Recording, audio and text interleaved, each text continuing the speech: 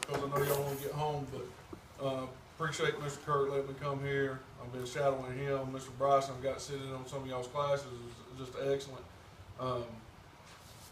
You know, and I'd like to say this because I get into a lot of high schools around the county. Being at the alternative school, I get to go visit a lot of high schools, and I'm in a lot of different high schools in this system. And y'all have a really good thing going here. I mean, the culture here is very, very good. It's not like that in every school you walk into. And you can feel that.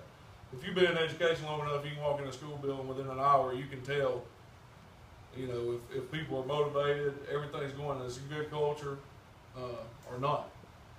And some of them are really driven, especially right now. So, and y'all do a great job with that. These kids that we were talking about earlier, the ones that you're mentoring, I know all of them, if not, you know, most of them come to us.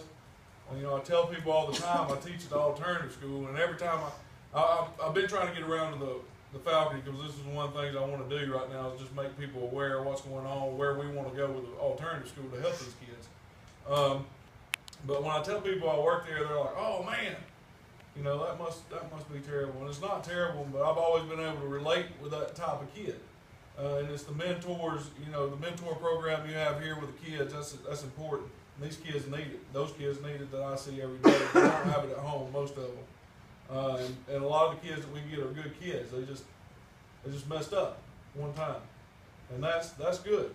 But then we also have the Jordans of the world we talked about earlier. Oh, hey man, how's it going? Back again, back again, back again, back again. And that's what we're trying. And I've never really looked at it from an administrative point of how to try to correct that, the endless cycle of this kid coming back and back and back and back.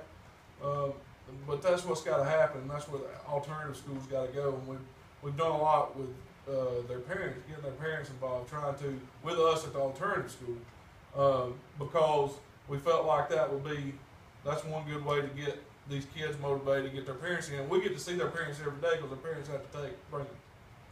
So I've got their attention, and Coach Dean's great about how I've learned a lot from him about how to deal with parents and how to make them feel welcome and make them feel like their opinion matters.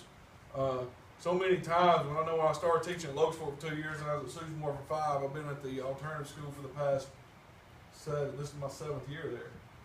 So many times I remember that, and it's not something I'm proud of. I'm actually ashamed of it. The parents would come in, and because they looked a certain way, or they smelled a certain way, or they did this or did that, I thought I was better than them, or I looked down on them. You know, I didn't see them as equal.